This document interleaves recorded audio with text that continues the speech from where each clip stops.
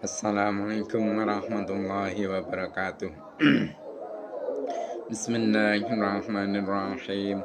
Nawaitu talaban ilmi izalata jalim an-namsi man sa'iri juhali wa ihya ad-dini wa ibqa al-islami bil ilmi wa daral akhirati wa ridallahi ta'ala wa syukran ala nikmatil aqli wa nikmatin sihatil badani fadlillahi ta'ala ila hadratin nabil mustafa syedana Muhammadin sallallahu alaihi wasallam wa ala alihi wa sahbihi wa azwajihi wa dzurriyyatihi wa ali bidikram wa khususan khosatan ila masma'adan kitab ahkam janais Sayyid Muhammad Ali Mursyidi bin Rahmat Adamawi wa jamin talamidi wa masyayikhina wa mu'alifi kutub alati ta'alamna wa alamna sallallahu ta'ala Allahumma al-fatihah. أعوذ بالله من الشيطان الرجيم بسم الله الرحمن الرحيم الحمد لله رب العالمين الرحمن الرحيم مالك يوم الدين إياك نعبد وإياك نستعين اهدنا الصراط المستقيم صراط الذين أنعمت عليهم غير المغضوب عليهم ولا الضالين ربي اغفر لي ولوالدي المؤمنين بسم الله الرحمن الرحيم قال المصنف رحمه الله تعالى ونفعنا بها بعلمه في الدارين آمين. Mari kita teruskan pengajian kita hari ini, yaitu kitab Ahkamul Janais, yang mana untuk hari ini akan meneruskan pembahasan tentang masalah-masalah yang berkenaan dengan seputar mengkafani mayit, yaitu halaman 28, permasalahan yang nomor 3. Kullu mayitin, mari kita mulai. Kullu mayitin utai saben-saben mayit. Kullu mayitin utai saben-saben samayit. Kullu mayitin utai saben-saben mayit iku kufinatin kafani utawa den ulesi apa sapa mayit. Iku kufinatin ulesi sapa mayit mimali sangking bondone mayit.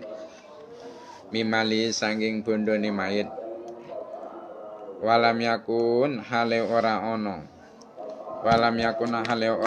iku alaihi ing atase mayit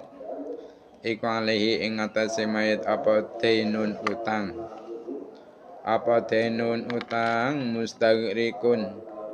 mustagrikun kang ngentakake apa den mustagrikun kang ngentakake apa den litirkati maring bondo tinggalane mayit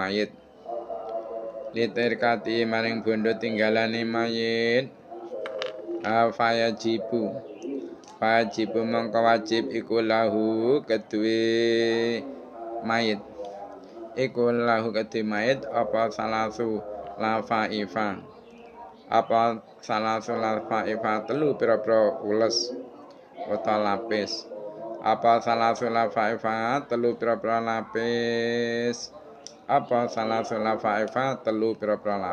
di permasalahan yang nomor 3 perlu sampeyan ketahui bersama bahasanya setiap mayit itu dikafani dengan harta tinggalannya sendiri, selama dia tidak mempunyai hutang yang mana hutang itu bisa menghabiskan harta tinggalannya. Jadi kalau hutangnya yang ia miliki itu menghabiskan harta tinggalannya karena saking banyaknya hutangnya, maka itu nanti mayit masalah mengkafaninya seperti hanya keterangan yang sudah diterangkan kemarin pada pertemuan kemarin, yaitu dibebankan kepada orang yang wajib menafkahi mayit tersebut ketika mayit dalam keadaan masih hidup. Dan kalau orang-orang tersebut tidak ditemukan, maka dibebankan kepada Baitul Mal, diambilkan dari harta Baitul Mal, masalah perawatan dan juga mengkafani jenazah tersebut. Kalau Baitul Mal tidak ada, yaitu dibebankan mengkafani dan membiayai pengurusan jenazah tersebut kepada orang-orang Islam yang kaya. Nah, namun kalau mayit ini mempunyai harta dan tidak mempunyai hutang yang bisa menghabiskan hartanya, maka mayit ini wajib dikafani dengan 3 lapis bagi mayit laki-laki. Nah, permasalahan yang nomor 4. La juzu ora wenang. La juzu ora wenang apa takfinu ngulesi. Apa takfinu ngulesi. Illa bima angin kelawan perkara. Illa bima angin kelawan perkara ya juzu kang wenang. Ya juzu kang wenang lahu kedue mayit.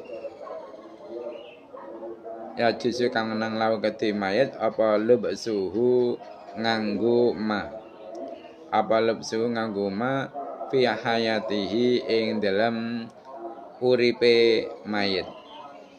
Fi hayatihi ing dalam uripe mayit. Nah, berhubung ngoten niku wau fayahrumu mongko haram. Fayahrumu mongko haram apa takfinu rajuli ngulesi mayite wong lanang. Apa takfinu rajuli ngulesi mayite wong lanang lek ngulesi bi haririn kelawan sutra. Bi haririn kelawan sutra wa muzafarin lan dodot kang den wedel. Wa muzafarin lan dodot kang den wedel dunal mar'ati dudu mayit wadon. Dunal mar'ati dudu mayit wadon. Wa kadzalika lan halih kaya mengkono-mengkono. Wa kadzalika lan halih kaya mengkono-mengkono la juzu atakfinu illa bima yajuzu lahu lubsu fi hayatihi. La juzu ora wenang. La juzu ora wenang apa takfin. La juzu ora wenang apa takwin bi najsin kelawan dodot kang najis. Bi najsin kelawan dodot kang najis al ini kang bangsa kahanan. Al ini kang bangsa kahanan. Wa ma bi matana jisin. Wa ma bi matana jisin lan anapun utawi kelawan dodot kang kena najis iku faya juzu mengko wenang apa mutanajis. Iku faya juzu mengko wenang apa mutanajis. Idza lam najid ya. Idza lam najid ari kalane ora nemu sapa kita. Idza lam najid ari kalane ora nemu sapa kita kafanan ing kafan utawa ules. Kafanan ing kafan utawa ules tahiran kang suci. Tahiran kang suci. Permasalahan yang nomor 4, tidak boleh mengkafani mayit kecuali dengan perkara yang diperbolehkan dipakai mayit ketika dia masa hidup.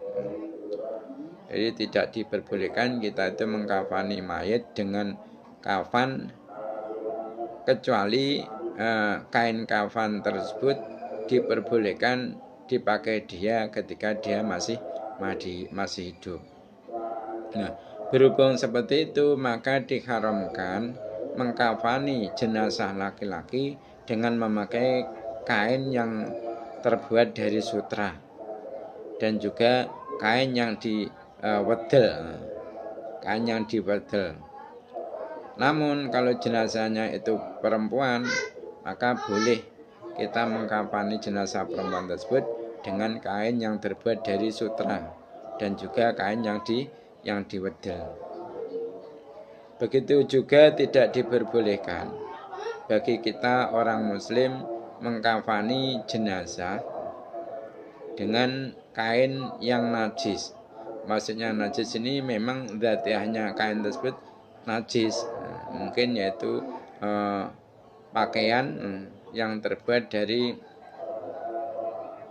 barang najis. semisal ya mungkin ada bangkai sapi, itu diambil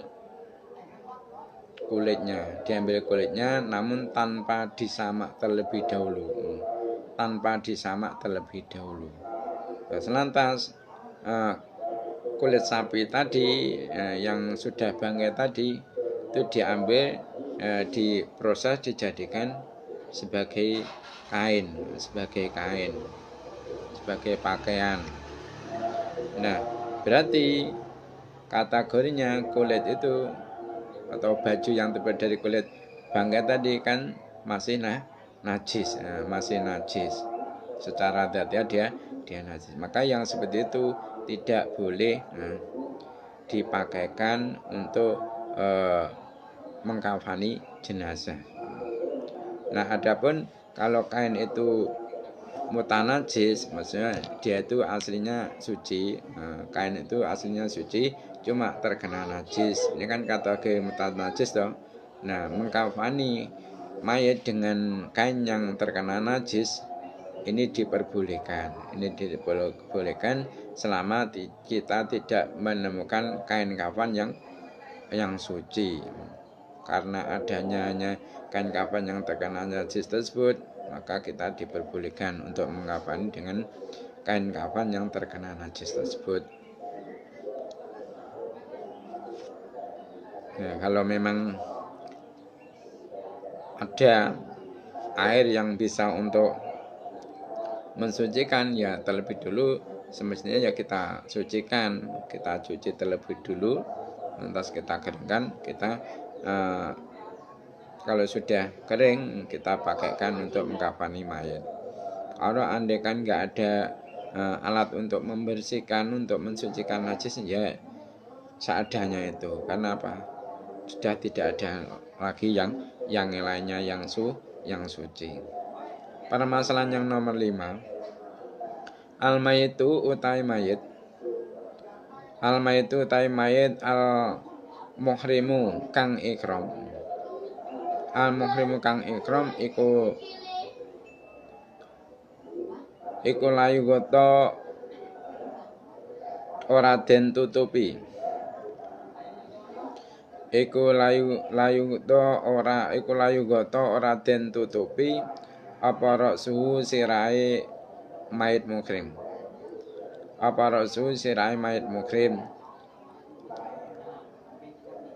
Walayu toyabu lan ora den wangen-wangeni sapa mayit muhrim. Wa kadzalika lan kaya mengkon-mengkono mayit muhrim al muhrimatu utai mayit wadon kang ihram.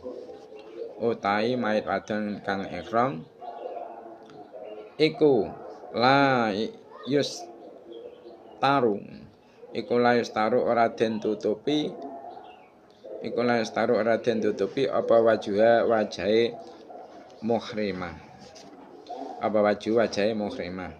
Permasalahan yang nomor 5, jika ada orang yang meninggal dalam keadaan ihram, maka ketika mengkafani jenazahnya, ini orangnya laki-laki ya, mayatnya laki-laki. Jika ada orang laki-laki dalam keadaan dia itu ihram meninggal dunia, maka ketika mengkafani jenazahnya itu diwajibkan untuk tidak menutup kepalanya mayat. Jadi mulai sini, mulai leher ini sampai kepala ini jangan sampai ditutupi dengan kain kafan. Dan juga tidak boleh diberi wewangian.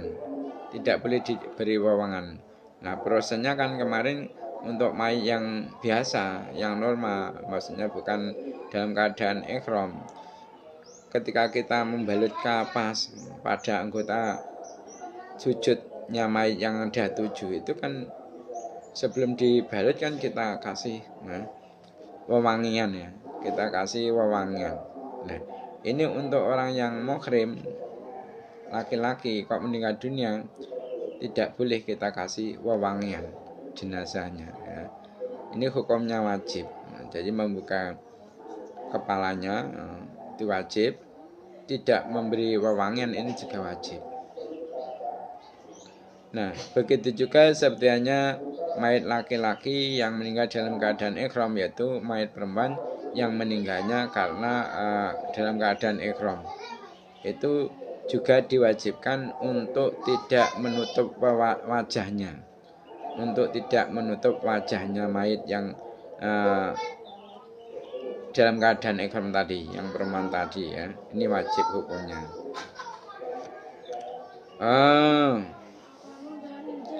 Nomor 6, permasalahan yang nomor 6, yahrumu haram. Yahrumu haram. Yahrumu haram apa kitabatu syai'in, apa kitabatu syai'in nulisi swiji-wiji. Apa kitabatu syai'in nulisi swiji-wiji minal Qur'ani saking Al-Qur'an. Minal Qur'ani saking Al-Qur'an. Minal Qur'ani saking Al-Qur'an al-kafani ing ngatasi ules. Al-kafani ing ngatasi ules. Au badanil mayiti. Au badanil mayiti utawa badane mayit. Badane mayit utawa badane mayit. Lah alasane li'anau karena temen setune syai' minal Qur'an. Li'anau karena temen setune syai' minal Qur'an iku syai' talitu. Iku syai' talitu bakal campur apa syai' minal Qur'an bisa diti kelawan nanah. Bisa diti kelawan nanah. Nah, menulis ayat-ayat Al-Qur'an, menulis ayat-ayat Al-Qur'an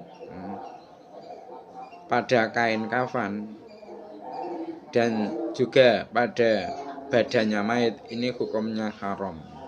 Jadi kita tidak boleh menulisi kain kafan dengan ayat-ayat Al-Qur'an, semisal mungkin Bismillahirrahmanirrahim atau yang lainnya.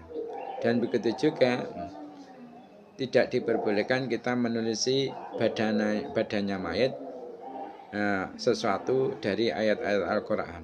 Karena apa? Karena itu nanti akan bercampur dengan nanah, akan bercampur dengan darah busuknya mayit ketika sudah membusuk mayit tersebut. Nah, namun untuk menulisi tubuhnya mayit, ayat-ayat Al-Qur'an itu diperbolehkan kalau memang menulisnya itu dengan memakai minyak wangi semisal. Itu nanti kan otomatis bekasnya kan nggak ada tuh. Bekasnya nggak ada. Makanya nggak masalah. Yang tidak diperbolehkan itu kalau semisal kita menulis dengan spidol atau dengan pulpen atau kita tulis dengan kapur dan lain sebagainya. Namun kalau kita menulisnya itu tidak memakai minyak wangi, kalau kita itu menulisnya tidak memakai hal-hal tersebut tapi memakai minyak wangi, ini tidak mengapa. Jadi kalau ingin menulisi, itu sampean tulisi jenazahnya mayit, anggotanya mayit, bagian dahi kita tulisi dengan tangan kita yang sudah kita kasih minyak. Itu kita tulisi di dahinya, yaitu la ilaha illallah Muhammadur Rasulullah di dahinya. Terus apa cukup tempatnya untuk menulisi seperti itu? Ya enggak cukup, enggak masalah. Maksudnya numpuk-numpuk itu nanti enggak masalah. Enggak masalah. Yang penting kita membayangkan sambil bergerak-gerak tangan kita isyarah menulis lafaz tersebut.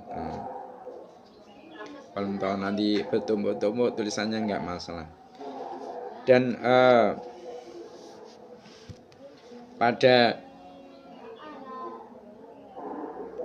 dadanya mayit, pada dada mayit itu juga kita tuliskan yaitu lafaz la ilaha illallah wahdahu la syarikalah lahul mulku wa lahul hamdu la ilaha illallah wa la haula wa la quwata illa billahil aliyyil azim. memakai minyak wangi yang kita taruh di jari kita. Jadi jari kita sentuhkan minyak wangi, nanti kita buat menulis tulisan la ilaha illallah wa la syarikalah lahul mulku wa lahul hamdu la ilaha illallah wa la haula quwata illa billahil azim, dengan pakai jari kita yang sudah kita kasih minyak wangi di area antara dada kanan dan dada kiri itu. Nah, kenapa kok ditulis seperti itu? Ini diriwayatkan dari Imam Tirmidzi bahwasanya barang siapa yang menulis doa ini tadi, la ilaha illallah sampai akhir tadi, dan menjadikannya di antara dada mayit dan kafannya, maka mayit itu tidak akan terkena azab kubur dan tidak akan melihat malaikat mungkar nakir. Makanya dia tidak akan didatangi oleh malaikat mungkar nakirnya. Akhirnya dia aman dari siksa kubur. Ya, seperti itu. Sekarang permasalahan yang nomor 7 ya. Permasalahan yang nomor 7, yukrau dan makruhake. Yukrau dan makruhake apa itikhdhu kafnin, apa itikhdhu kafnin, kafnin ngalap kafan.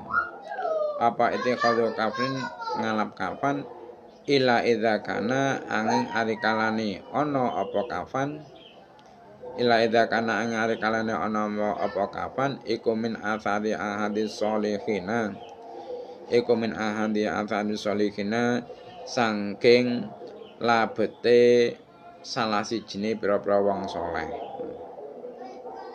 Aukana utawa ana apa kafan, aukana utawa ana apa kafan iku mimalin saking bondo, iku mimalin saking bondo kutia kang den pesti, kutia kang den pesti apa bi hillihi, apa bi hillihi halale mal, apa bi hillihi halale mal. Permasalahan yang nomor 7 yaitu hukumnya makruh mengambil kafan. Hukumnya makruh mengambil kafan kecuali dari bekasnya salah satu dari orang-orang yang soleh, orang yang soleh, atau dari harta atau kafan yang hasil dari harta yang jelas kehalalannya. Jadi kalau kita mengambil kafan dari bekasnya orang soleh itu diperbolehkan, tidak makruh. Atau kita mengambil kafan dari kain kafan yang memang benar-benar itu dari harta yang jelas kehalalannya, itu diperbolehkan. Tapi kalau tidak seperti itu hukumnya makruh. Faslun, sekarang ganti masalahnya ya. Faslun utaiku kono faso suci. Faslun utaiku kono faso suci fi masalati hamli mati ing dalem nerangake masalah nggawa mayit. Fi masalati hamli mati ing dalem nerangake masalah nggawa mayit. Yajib wajib apa hamlul mayit bi ayyi hayatin kelan dindine tingkah. Bi ayyi hayatin kelan dindine tingkah. Wa yahrumu lan haram apa hamlul mayit. Wa yahrumu lan haram apa hamlul mayit ing kana lamun ana apa hamlul mayit iku bi hayatin kelawan tingkah.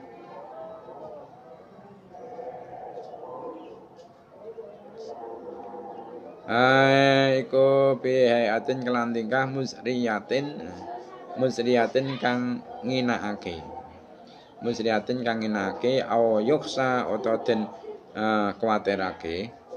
Aw yuksa utawa den kuwatirake minhu sangking mayit, minhu sangking mayit apa asukutu tibu. Apa asukutu tibu. Pasanya ini ganti menerangkan permasalahan ketika kita membawa jenazah, membawa mayit ke liang lahat, ke kuburan. Jadi hukumnya wajib membawa mayit ke kuburan dengan bagaimanapun caranya. Jadi terserah kita, cara membawanya itu terserah kita. Cuma batasannya itu nanti kalau sampai ketika kita membawa jenazah tersebut ke kuburan dengan cara yang mana di situ ada unsur menghinakan terhadap mayat, mungkin semisal membawa mayat ke kuburan dengan cara apa, mayat itu diikat ujungnya, terus kita seret dengan memakai tambang yang sudah kita ikatkan ke jenazah tadi. Ini kan berarti ada unsur penghinaan toh. Nah, yang seperti ini hukumnya haram. Atau dengan cara-cara yang lain yang di situ ada unsur menghinakan mayit, ini hukumnya haram. Atau dengan cara yang mana kalau model seperti itu nanti ditakutkan mayat itu akan jatuh. Mungkin dengan cara membawa yaitu yang ugal-ugalan, mungkin sambil lari, sambil jingkrak-jingkrak, itu nanti dikhawatirkan kalau model seperti itu mayat akan jatuh. Maka yang seperti itu hukumnya haram. Faslun utai kokono fasal suci. Faslun utai kokono fasal suci wali hamlil maiti lan iku kedue nggawa mayit. Wali hamlil maiti lan iku kedue nggawa mayit kai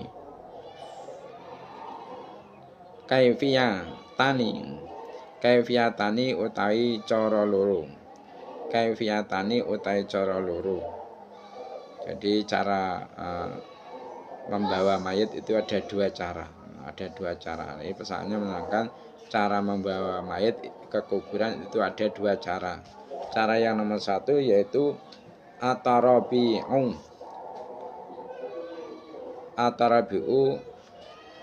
iku tarobu. Al awalu tai awal iku atarabi'u tarobu. Al awalu utai kang awal iku atarabi'u tarobu. Cara yang pertama yaitu cara membawa dengan tarobu. Cara tarobu itu bagaimana? Wawa utai tarobi.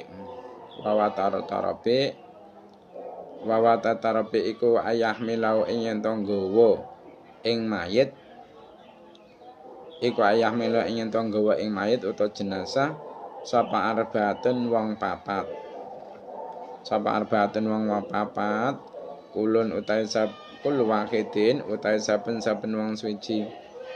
Kul wahidin utai saben-saben wong suci iku biruknin kelawan pucukan siji. Pojokan siji ya. Iku biruknin kelawan pojokan siji.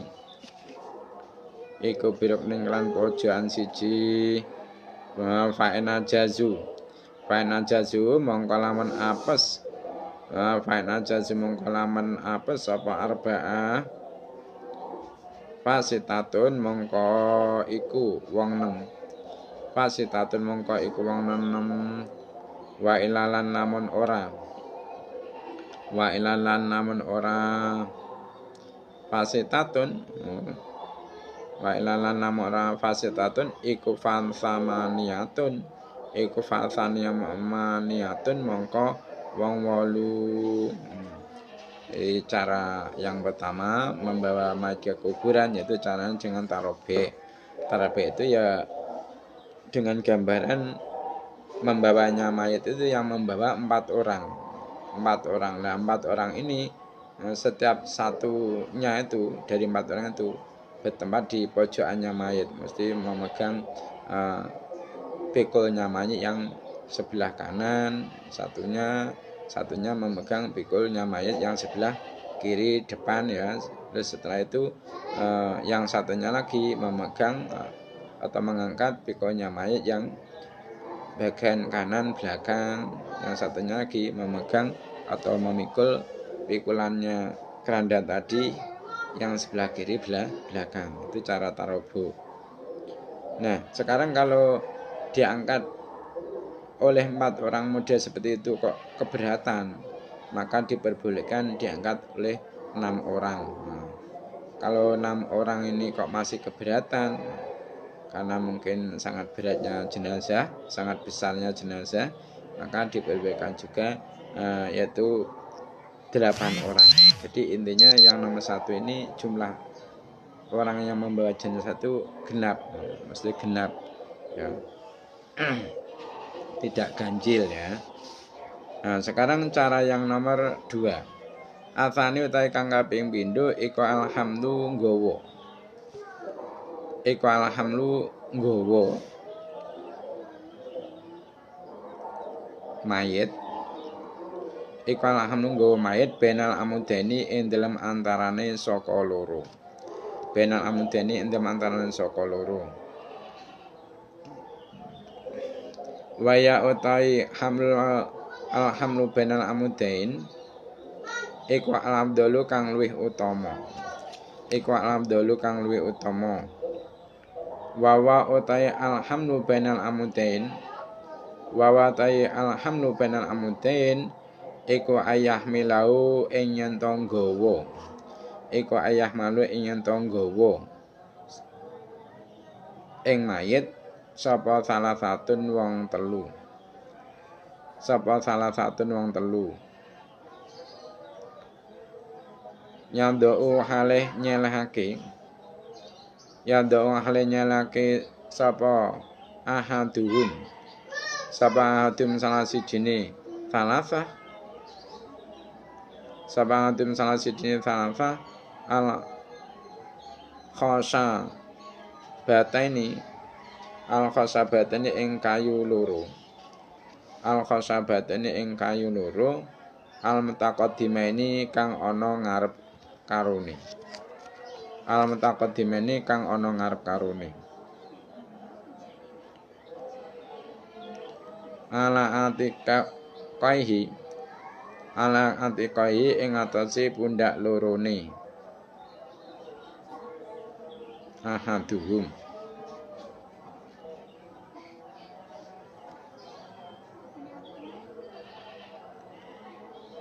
Wayakhudhu ya. Wayakhudha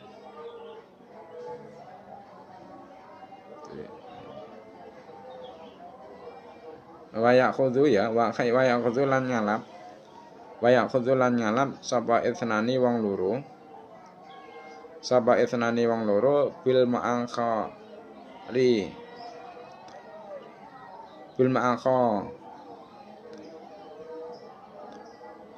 Bil ma'akharitaini bil ma'akharataini ya. Bil ma'akharataini kelawan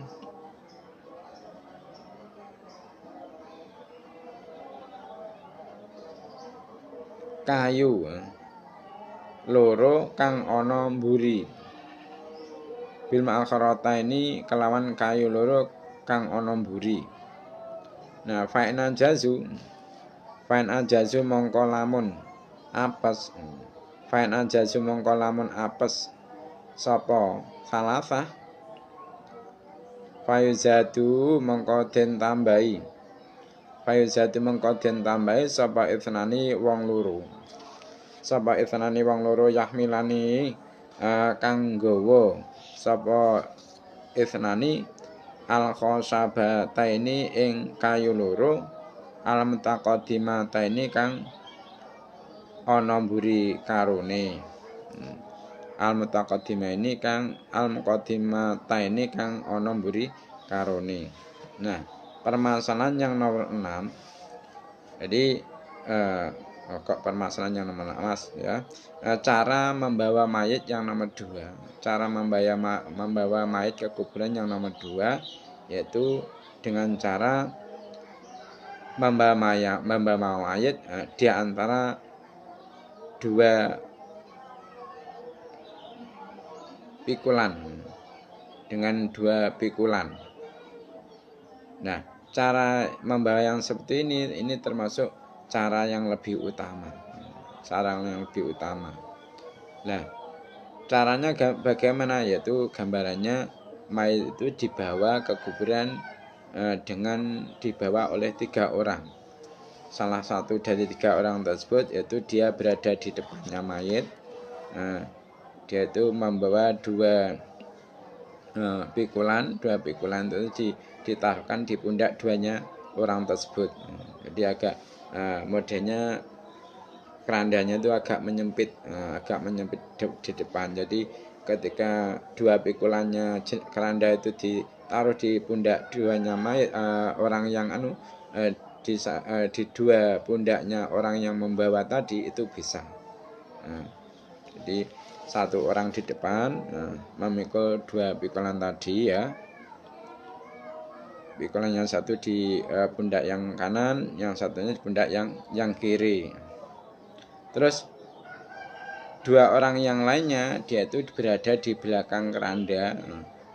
Yang satu memegang pikulan keranda kanan belakang, yang satunya memikul pikulan keranda belakang yang bagian kiri.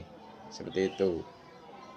Nah, kalau memang dibawa 3 orang seperti itu kok merasa berat keberatan, maka bisa ditambah 2 orang. Nah, 2 orang itu yang satu itu berada di depan, mengangkat pikulan keranda yang sebelah kiri ya, di belakangnya orang yang nomor 1 tadi ya.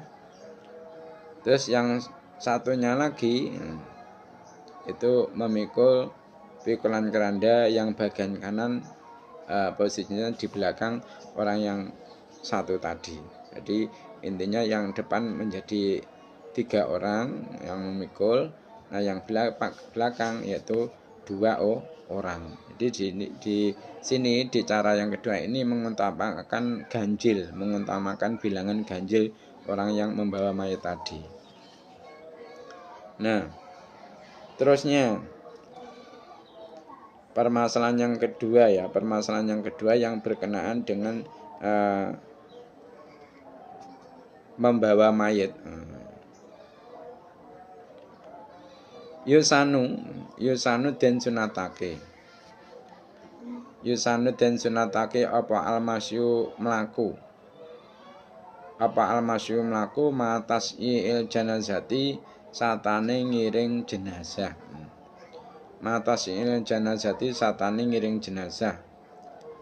Wal kurbulan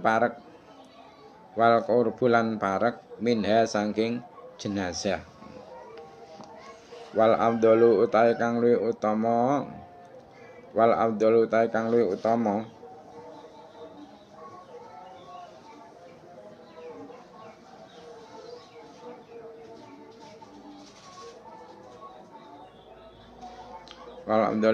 utama iku amamaha ana ing ngarepe jenazah. Wal israulan enggal-enggal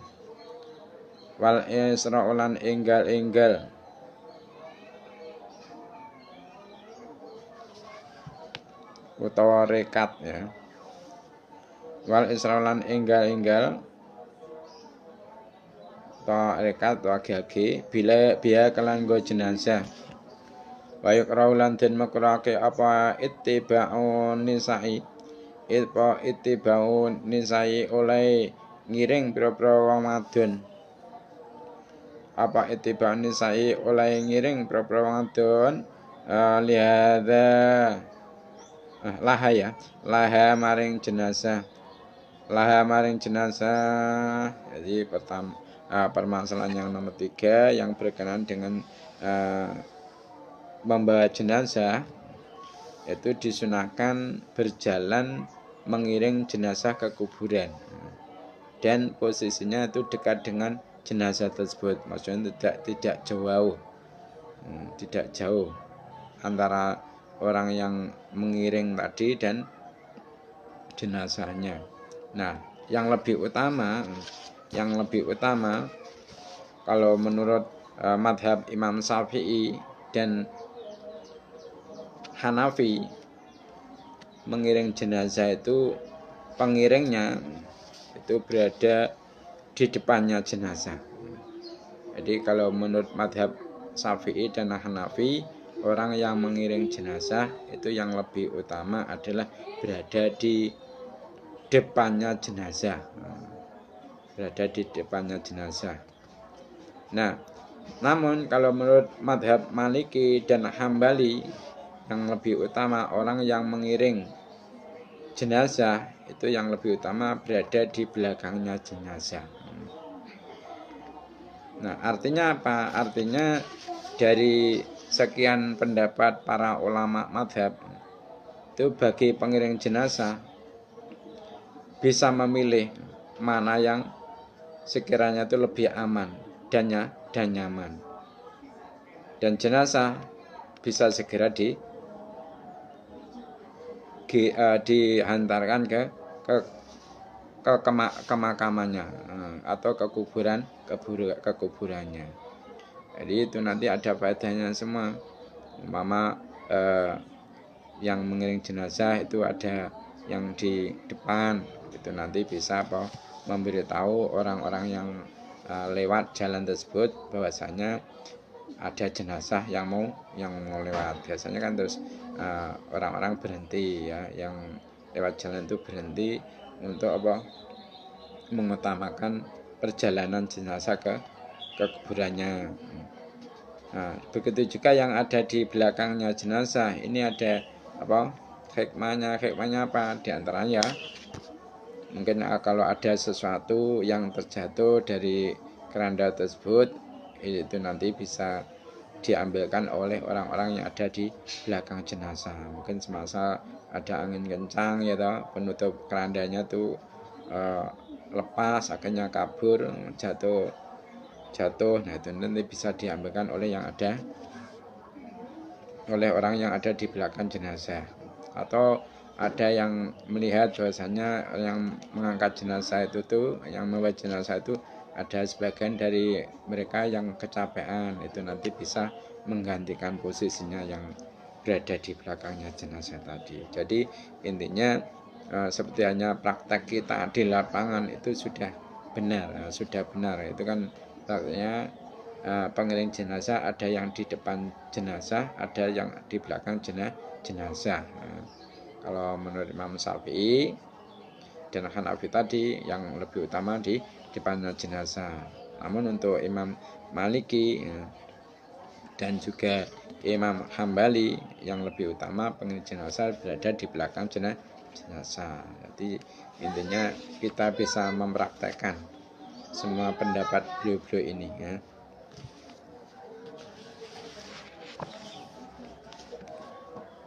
Mungkin itu saja ya yang dapat saya sampaikan untuk pengajian hari ini. Ada kurang lebihnya mohon maaf.